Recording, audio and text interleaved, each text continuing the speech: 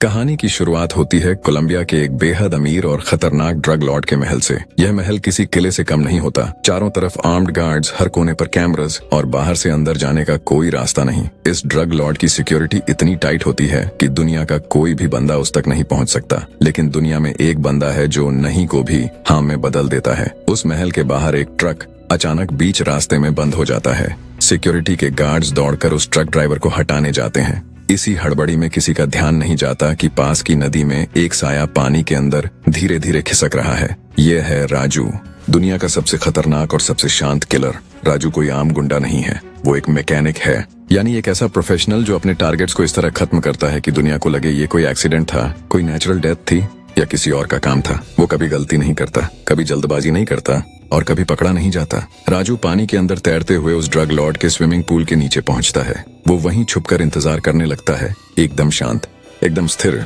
जैसे कोई जानवर अपने शिकार का इंतजार करता है। कुछ देर बाद ड्रग लॉर्ड अपने पूल में उतरता है। उसके गार्ड्स पूल के चारों तरफ खड़े होते हैं, हर तरफ नजर रखते हुए। ड्रग लॉर्ड आराम से तैरने लगता है, बेफिक्र। तभी पानी के अंदर से राजू का हाथ निकलता है।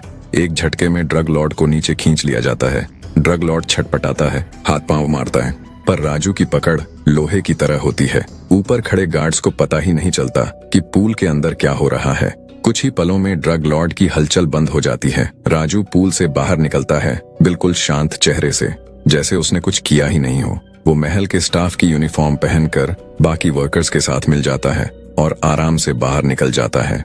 गार्ड्स को आज तक पता नहीं चला कि उनका बॉस कैसे मरा। यही है राजू का काम, सफाई से, चुपचाप, बिना किसी निशान के। काम पूरा होने के बाद राजू अपने घर वापस आता है। उसका घर लुइजियाना के एक दलदली इलाके में है, शहर से दूर, लोगों से दूर। वहां तक पहुंचने का एकमात्र रास्ता एक छोटी नाव है। ये घर राजू की दुनिया है, शांत, एकांत और बाकी दुनिया से बिल्कुल अलग। यहाँ राजू की जिंदगी का एकमात्र रिश्ता है उसका पुराना दोस्त और मेंटर हैरी।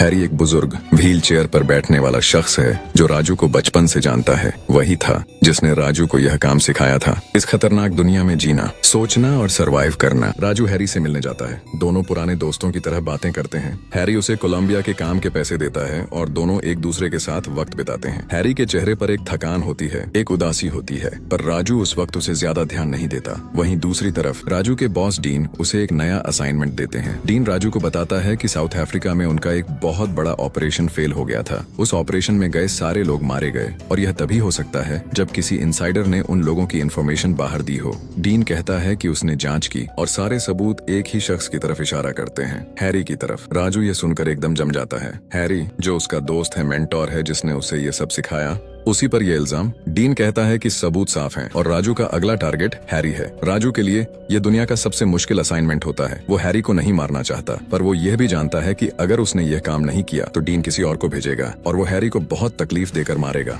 राजू एक लंबी सोच के बाद फैसला करता है। वो हैरी के घर जाता है, दोनों पुरानी यादें ताजा करते हैं। हैरी उसे एक पुरानी गन दिखाता है, उस पर लिखा होता है विक्ट्री लव्स प्रेपरेशन, यानी जीत उन्हीं को मिलती है जो तैयारी करते हैं। यह हैरी की सबसे पसंदीदा बात होती है। तभी बाहर एक गाड़ी रुकती है। हैरी घर से बाहर निकलता है, राजू उसके पीछे आता है। हैरी गाड़ी की तरफ बढ़ रहा होता है और राजू अपने सबसे पुराने दोस्त को पीछे से गोली मार देता है। हैरी वहीं गिर जाता है। राजू उसके पास बैठता है, एक पल के लिए उसकी आंखें खाली होती हैं, चेहरे पर कोई भाव नहीं। ये उसकी जिंदगी का सबसे कठिन काम था और वो कर चुका था। राजू उस सीन को एक कार जैकिंग जैसा दिखाकर वहाँ से चला जाता है ताकि किसी को शक न हो। लेकिन अगले कुछ दिनों में राजू को चैन नहीं मिलता। हैरी की याद हर वक्त उसे घेरती रहती है। तभी एक दिन एक अजीब लड़का उसके सामने आता है। यह है स्टीव, हैरी का बेटा। स्टीव का चेहरा उसके बाप जैसा ही होता है, पर उसकी आंखों में गुस्सा होता है, बेचैनी होती है। स्टीव राजू को बताता है कि उसे पता है उसके बाप को किसी ने मारा है और वो बदला लेना चाहता है। स्टीव कहता है कि वो भी यही काम सीखना चाहता है जो राजू करता है।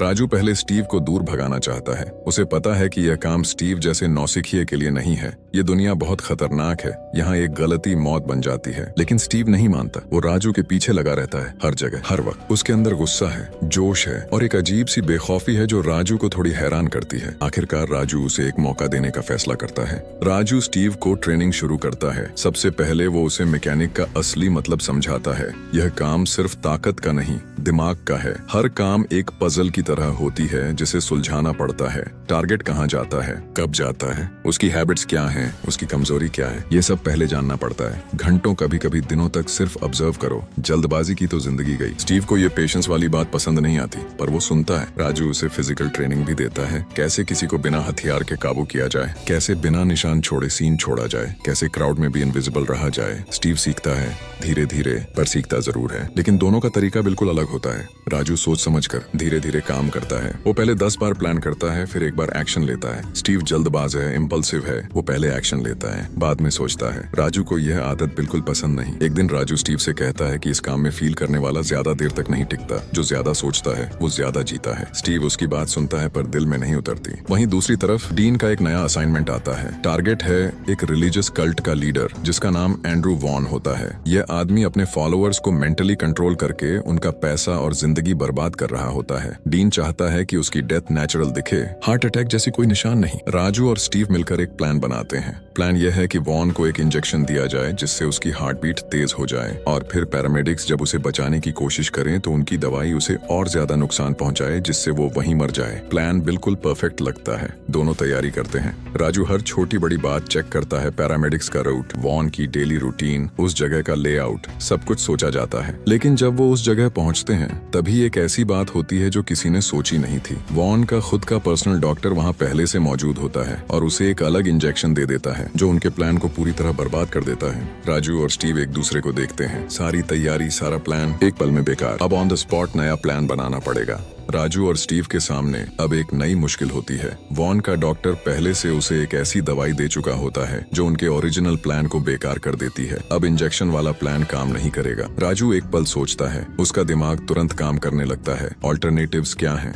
रिस्क्स क्या हैं, कितना वक्त है। वो स्टीव को इशारा करता है, अब दूसरा तरीका अपनाना होगा। दोनों वॉन के कमरे में घुसते हैं और उसे सफोकेट करने की कोशिश करते हैं। वॉन घबरा जाता है और शोर मचाने लगता है। बाहर गार्ड्स को आवाज सुनाई देती है। दरवाजे पर धक्के पड़ने लगते हैं। राजू स्टीव को बाहर का रास्ता दिखाता है, अभी निकलो। स्टीव एक पल के लिए रुकता है। राजू उसे धक्का देता है, अभी। दरवाजा टूटने से पहले दोनों खिड़की से बाहर निकल जाते हैं। भागो, पीछे मत देखो। डीप सा रोमांच महसूस होता है। जब वो राजू से मिलता है तो उसके चेहरे पर एक अजीब सी उत्तेजना होती है। वो कहता है कि यह तो बहुत एक्साइटिंग था। राजू उसे घूरता है। वो स्टीव से कहता है कि यह काम एक्साइटिंग नहीं है, ये काम सोचने का है, फील करने का नहीं। जो फील करने लगता है वो ज्यादा देर तक जिंदा नहीं रहता। आज प्लान फेल हुआ और अगर एग्जिट नहीं होता तो दोनों पकड़े जाते। ये गलती दोबारा नहीं होनी चाहिए। स्टीव थोड़ी देर चुप रहता है, फिर कहता है, ठीक है गुरु। राजू को उसके इस जवाब पर हल्की सी हंसी आती है। स्टीव बर्क के साथ बार में बैठकर पीने लगता है। धीरे धीरे दोनों के बीच एक अजीब सी दोस्ती बन जाती है। बर्क एक टफ आदमी है पर अकेला है। स्टीव की कंपनी उसे अच्छी लगती है। स्टीव उसे अपनी पुरानी बातें सुनाता है, हंसाता है और धीरे धीरे उसका भरोसा जीत लेता है। स्टीव उसे अपने घर बुलाता है। जब बर्क स्टीव के घर पहुंचता है तो स्टीव उसे एक ड्रिंक देता है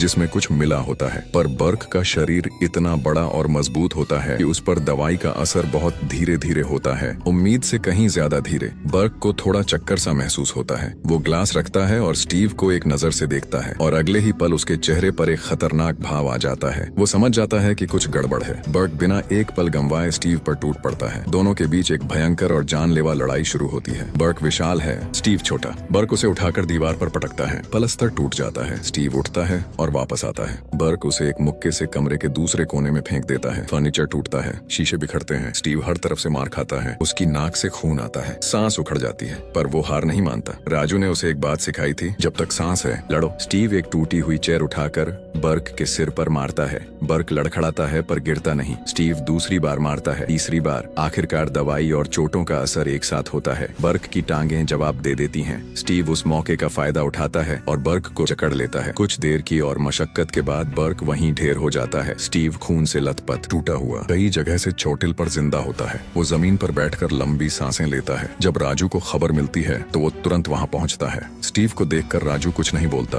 पर उसकी आंखों में एक अजीब सा भाव होता है। बर्क जैसे टारगेट को इस तरह अकेले हैंडल करना किसी ट्रेंड प्रोफेशनल के लिए भी आसान नहीं होता, और स्टीव ने यह पहली बार किया था। शायद इस लड़के में कुछ है जो राजू ने पहले नहीं देखा था। वहीं दूसरी तरफ राजू के दिमाग में हैरी का सवाल अभी भी घूम रहा होता है। वो डीन के दिए सबूतों के बारे में सोचता है। क्या हैरी सच में दोषी था? हर बार जब वो हैरी को याद करता है तो उसका दिल कहता है कि कुछ गड़बड़ है। हैरी ऐसा नहीं था। हैरी कभी भरोसा नहीं तोड़ता। राजू चुपके से उस साउथ अफ्रीका ऑपरेशन की पुरानी फाइल्स ढूंढने लगता है। धीरे धीरे उसे कुछ ऐसी बातें पता चलती हैं जो डीन जमीन ने उसे नहीं बताई थी। राजू जितना खोदता है उतनी ही गहरी सच्चाई निकलती है, और जो सच्चाई निकलती है वो उसके पैरों तले जमीन खींच लेती है।